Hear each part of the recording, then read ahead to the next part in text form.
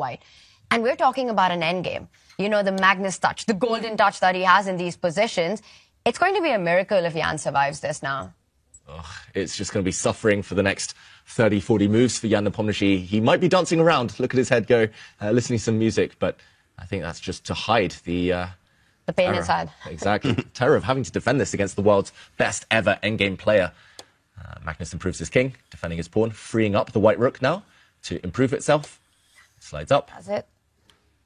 And at some point, he'll start advancing the f-pawn up the board, combine the king with pushing the pawns, rolling them up with the threats along the lateral fifth rank, putting pressure on black's pawns. He first improves the position of the rook. Okay.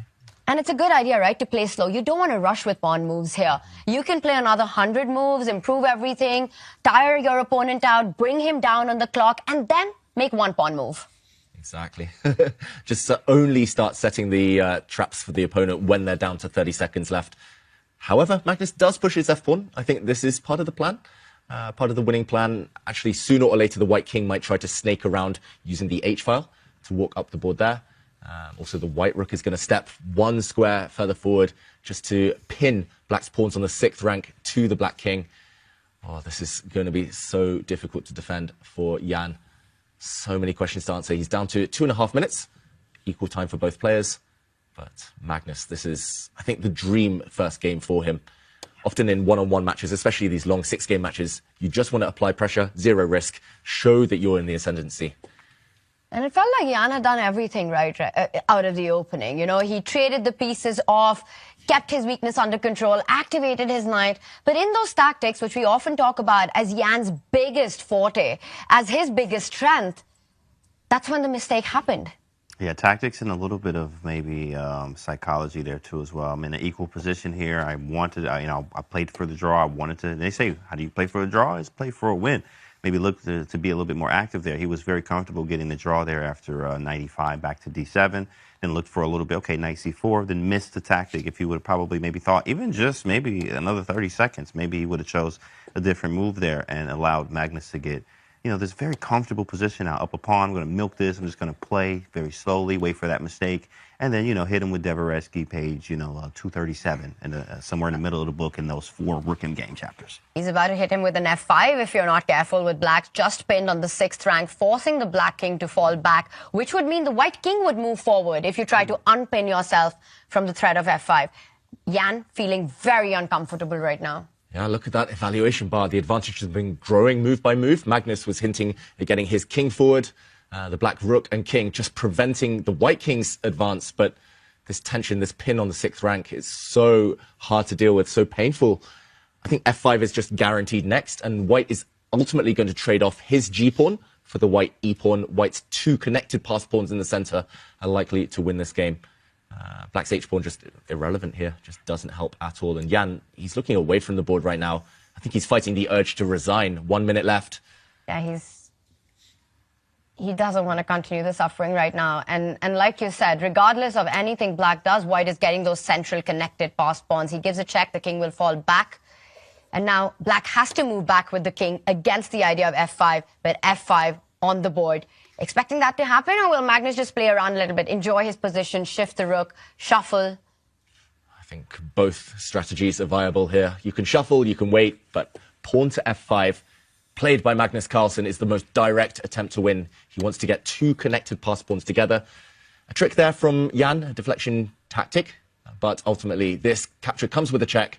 White's going to be 3 pawns up. Yes, the pawns are a bit ugly, separated here. Not connected, but this is more than enough. Look at the speed with which Magnus is playing. It's like he studied these endgames when he was 3 years old. He's got them at the back of his hand. He has barely taken any time to think of a single move or the plan forward. And he's played it to accuracy. You don't see the bar going down even once. Not a single inaccuracy in this endgame by Magnus. All best moves. That's how good he is. Yeah, he just loves playing these endgames here, too. It's also, they say in the endgame, it's easier to calculate, but it also takes a lot to calculate because there's so many moves that can be played here. Rather than a middle game where you have a few options, you calculate those. But in the end game, there's lots of options, but it also is a lot of calculation as well. We got these extra 2 pawns here. This one's a clean one. Very easy for Magnus. Yeah, and for the Black King, it's caught in two minds here. He will have to stay in the center of the board with his king, Ian Nepomniachtchi, because of White's e-pawn. But ultimately, one of the two pawns is going to act as a deflection. One is going to decoy the Black King and rook away. And then it's going to be the other pawn that wins. Magnus just choosing which pawn to bank his hopes on. He's pushing them both in tandem here. The White King cut off temporarily, but it can start moving across. You could also move the H-pawn now one step forward, a capture on that, and then there are checks to answer as well. So he could go for tactics, he could go for a slower approach right now. Either way is Magnus Carlsen making this look clinical.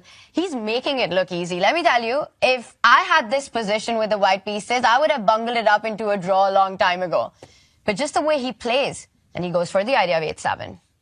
I only see one trick here for Ian Nepomniachtchi, that is to run the Black King into the corner somehow and hope for stalemate. Hope to give up the Black Rook, a kamikaze rook as they call it, as long as there are no checks. But ultimately Magnus will not fall for that one. And what to even play here? I am expecting him to bring his king across to stop that white h-pawn. Of course, if you take that white h-pawn, you get skewered. The white rook steps up to the 7th rank with a check, a rook trade, and it will be game over. Ian does guard the pawn with his king. Magnus. Oh, this idea. Maybe he goes like, oh, he goes check first. Okay. Ooh. 6. Goes forward with the king. I thought he'd go into the corner and hope for stalemate there. Right. But now black is frozen. The pawns are coming. I think he's about to resign. How do you even answer this? You've got to go king to f6, closer to that e-pawn. The rook holds the h-pawn. The king holds the e-pawn. Oh, you just go e7, I think. e7. This is a nice move. If king f7, you can queen and then rook check, which is nice. Tactics everywhere. Or even rook even check. with two pieces on the board. Yeah. Love it, James. Very nice. And we might see queen versus rook if Magnus pushes his e-pawn right now. He'll promote, but black might be able to grab some material in the meantime. We see a check. White king forced back. Oh, 10 seconds for Magnus, though.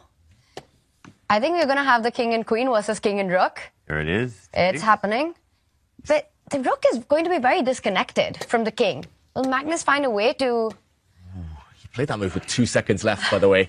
And Magnus, he was thinking about promoting to a knight with check, but it didn't quite work. And now the black king and rook so far apart. And there can be dangerous checks that end up winning the rook, and he's got to get the black rook close to the king. He's getting jumpy, Magnus. He's made a couple of moves now with 1-2 seconds left on his clock. He made the last move with 1 second left. And, okay, he pins the black rook. He's closing in, but there are some stalemate tricks here. If you walk too close, you need to keep your queen and king and knight move away from each other. That tends to be the trick. Magnus just trying to gain time on the clock, though. Very professional. And he's managed to get those extra couple of seconds. He's also moved his queen far away, so no ideas of stalemate just yet, but that's the one trick that White has to be careful about in these positions, as Ian tries to achieve those setups by getting his king to the corner. Yep. Oh, Ian leaning back. He knows that the net is closing around the black king. He has to cut him off on the 6th rank here. But there we go. Checkmate imminent. Ian resigns. Magnus takes the first win. That was awesome. I mean, Magnus actually played an incredible game during, obviously opening, middle, and in-game here, but Ian had some chances. I think the knight c4 was obviously a blunder there, giving Magnus exactly what he was looking for.